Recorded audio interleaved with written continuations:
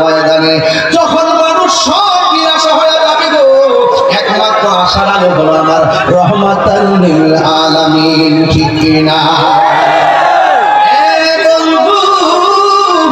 আমার নবী আপনার নবী আল্লাহর ডাক দিয়া বললেন আল্লাহ, জবানটা খুলে কন্যা আল্লাহ, মায়া হাসরে কন্যা আল্লাহ।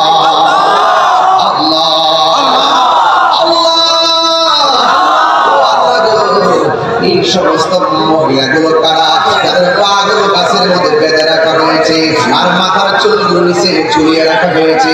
এই মানুষগুলোকে আবার কিছু কিছু মহিলা মাথার চুলগুলো গাছের মধ্যে বেঁধে রাখা হয়েছে আর পাগুলো নিচের মধ্যে ঝুলিয়ে রাখা হয়েছে।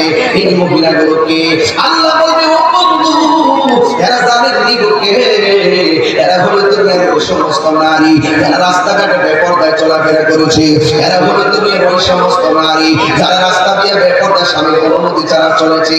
এদেরকে আমি আল্লাহ রাব্বুল আলামিন